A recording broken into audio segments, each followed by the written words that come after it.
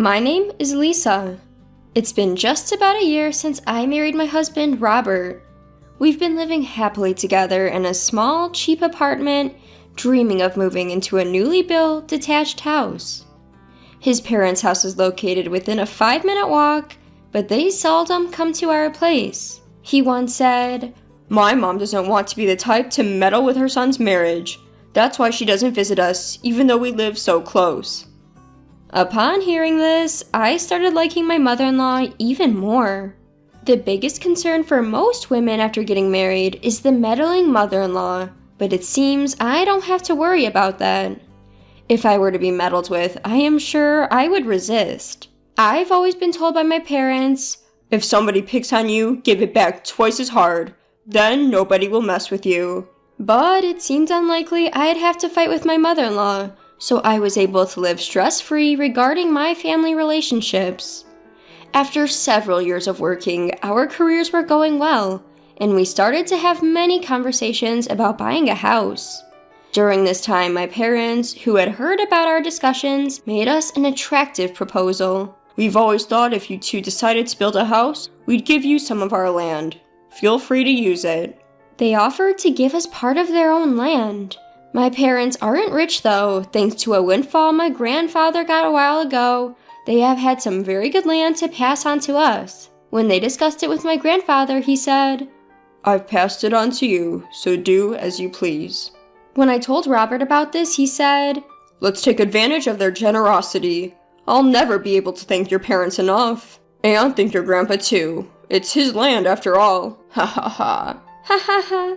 So, we began to discuss what kind of house we wanted to live in, visiting showrooms on the weekends, touring our boss's impressive mansion, and talking to agents about new residences being built. Planning is often more fun than actually executing, isn't it? But then, one day, a call from my mother-in-law shattered our happy life suddenly. When Robert answered a call from his mother, it seemed she had somehow heard about our plans to build a new house. She said to Robert, "If you're going to build a house, how about making it a duplex so we can live together?" We were both stunned by her proposal. We hadn't imagined that my mother-in-law, who had seldom interfered in our lives, would want to live with us in a duplex. After a few seconds of silence, Robert made a non-committal response and continued to dodge this question. It's not surprising that he reacted this way. We hadn't considered the option of a duplex. We were planning to have a room for a future child, but if we were to make it a duplex, we'd have to replan everything from scratch. But I worried that if we outright rejected the idea, our relationship with my mother-in-law would suffer. I was as perplexed as Robert. We had made a promise to have dinner at her place once a month, so we had a family dinner there. My mother-in-law began to continue her conversation from where we cut off last time, even though there was Robert's brother, Mark, a single father. "Hey, have you given any thought to our conversation from the other day about the duplex? I think it's a really good idea though. What do you think? Of course we will contribute financially, and selling our place here should net a pretty penny. Besides, kids are going to come along eventually, right? Wouldn't it be helpful if we're right next door whenever there's trouble? Isn't it all upsides?" And with that, she started rapid-fire listing off the merits of a duplex. I tried to interject several times, but she didn't let me. Sure, she had a point. It would be nice to have help when a baby comes along, and the financial contribution is appealing. But I believed that my husband and I could handle any issues that were within her capacity to solve. Besides, it's better to rely on my own parents than to increase the chances of being bullied by her. Seeing my contemplative face, she continued, "Is it really that bad? Living with us, I mean. I thought you didn't hate us, but maybe I was wrong." She seemed to be playing the part of the saddened, so I pretended not to hear and hurriedly left her house. She continued to bombard my husband daily with the same spiel, and I was starting to feel quite stressed. "What do you want to do, Robert?" "Living together isn't bad, I guess. It would be reassuring to have our parents around, but I don't want to lose our alone time either." After much thought, we decided to decline my mother-in-law's offer. We wanted to give a priority to our own time. We decided to prioritize that. Surely if we explain properly, my mother-in-law will understand. So the day of our monthly family dinner arrived, and we were heading over to my mother-in-law's house to relay our decision. As we tried to express our thoughts to her, she interrupted. "Oh, about the duplex. We've been moving forward with the plan." "Huh? What?" Before we could react further, she added, "Oh, and Mark's moving in too. You know he's a single dad. It's tough, right? Let's help him out with the kid.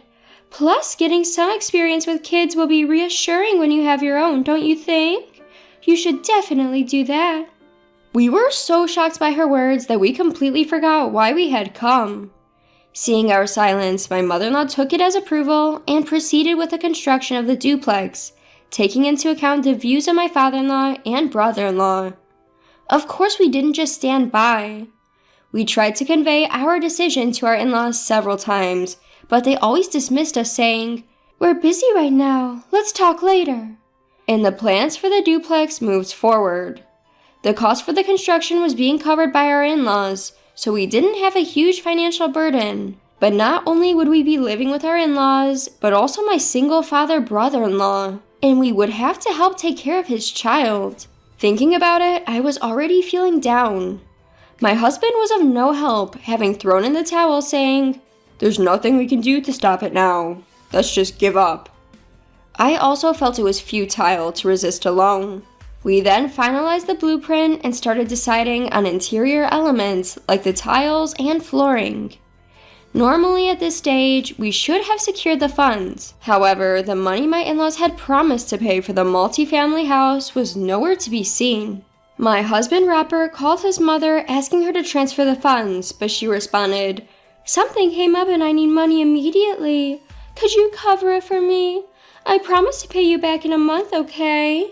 Even though they can't pay now, the project has already proceeded and it's impossible to cancel everything at this point.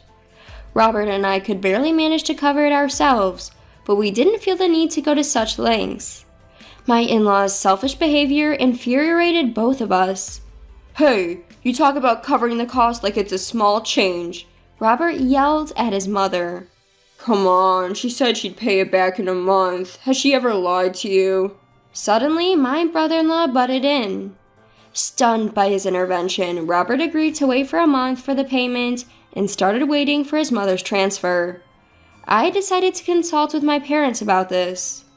The next day, I went to my parents' house and explained the situation, wondering if we could put the plans on hold. They said, "We were going to give you that land anyway, and if they're promising to pay later, we'll cover the cost." "Really? Are you sure?" "Of course, dear. Your happiness is all that matters to us. Don't give up on your dream house. For the sake of your future children, don't let this multifamily plan go through. Thank you." I was so grateful that I teared up. My mom smirked and said, "Plus, if they're around all the time, it'll be hard for me to visit, right? And I want to hog all the grandkids to myself." With my mother's help, the construction proceeded as planned, and finally, our dream home was completed. However, a month later, we still hadn't received any money from my mother-in-law. Meanwhile, they had started moving their belongings in before us. "Strange, isn't it a bit cramped for a duplex? Where's my room?" Since they didn't transfer the money for a duplex, we didn't build one. Naturally, there was no room for her. But she started moving her stuff into the room we'd planned for our future children. To make matters worse, she invited her friends over under the guise of a housewarming party and showed them around the house. "It's our dream duplex. It's a bit small, but we have a wonderful garden and can even plant a vegetable garden. Once the veggies are ready, I'll share some with you," she said, as if they had built the house with their own money. Her friends, unaware of the circumstances, complimented the house before leaving. After they moved in and things settled down, 2 months passed and we still hadn't received any payment from my in-laws. Robert confronted them, but they kept saying, "Soon, very soon." The situation didn't change even after 3 months or even half a year. On the contrary, my mother-in-law announced one day, "We decided not to sell our house. Instead, we'll have Mark and his kids live there," blatantly stating that she wouldn't pay us any money. But I wasn't surprised. My husband and I had often discussed that she likely had no intention of paying. "Oh, I just noticed that the house is a bit cramped when you two live there too. Can you guys move out? I have friends who occasionally want to stay over, and I want to be able to use the place freely. Doesn't that sound good?" she asked.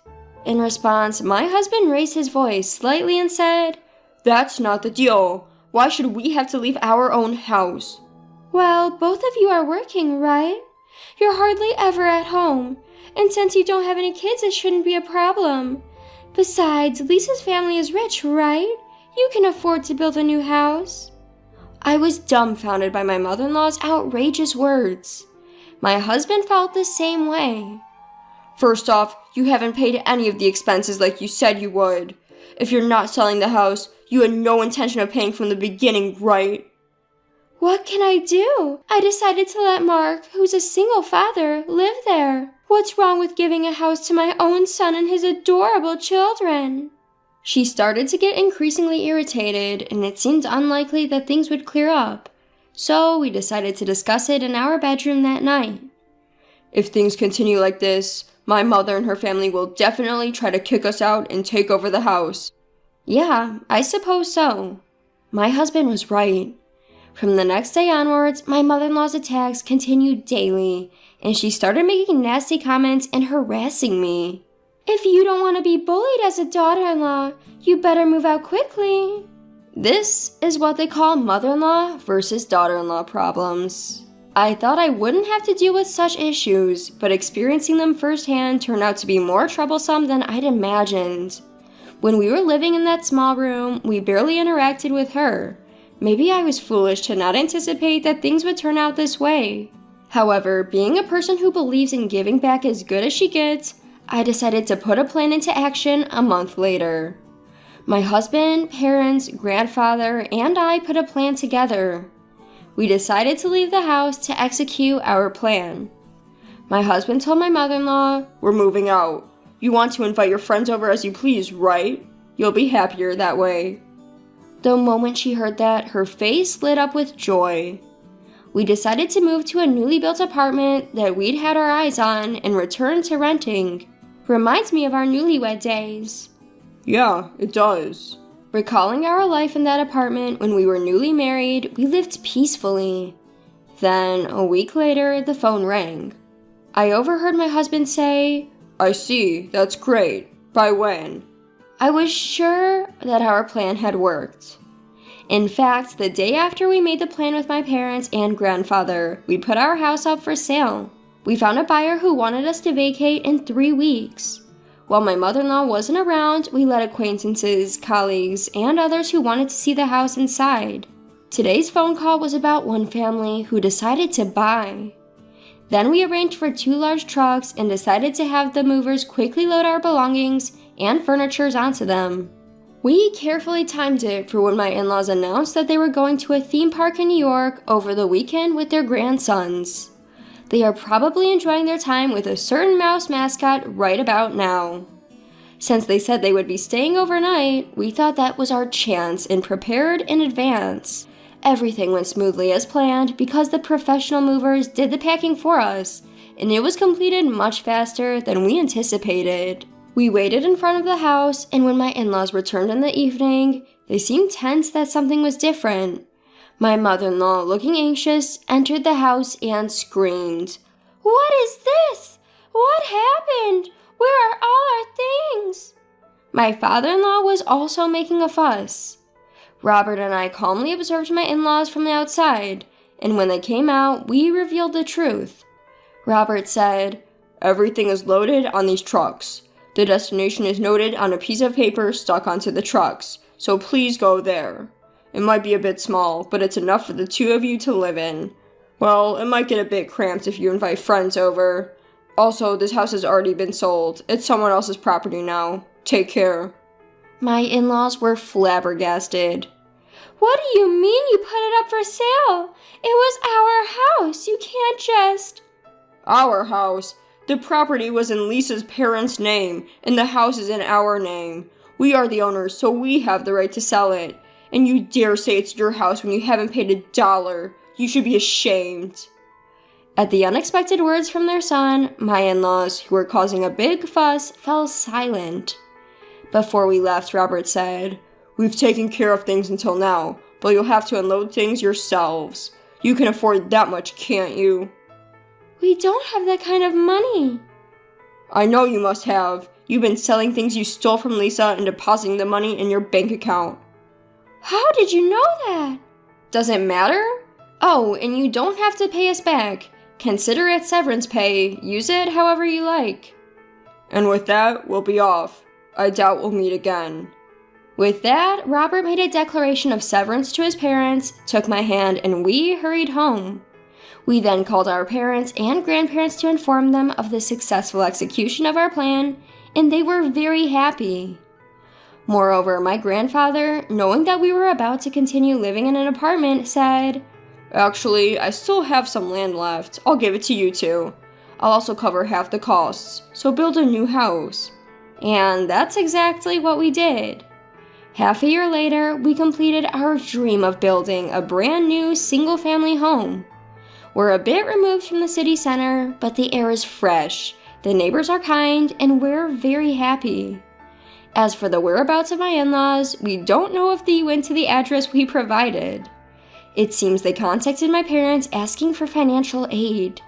They also apparently asked their son, who is planning to remarry next year, if they could live with him, but he flatly refused because his new wife was also planning to move in. My parents decisively turned them down. They told them not to involve our family anymore. Robert apologized to my parents for his terrible ones, but my parents said, "From now on, we're your real parents. Feel free to rely on us as much as you want as a son." Thinking about potential future incidents, my parents recommended that we install a home security system. We can rest easy knowing they've been briefed to turn away his parents if they ever show up. Moreover, we have a guard dog that is a small, cute puppy in our yard. I highly doubt they'd have the guts to intrude. From now on, we won't have to deal with his parents at all. It's the beginning of a new life for the two of us. We'll surely have children in a few years and build a happy family. We won't let anyone disturb our happiness. That's a promise we've made to ourselves.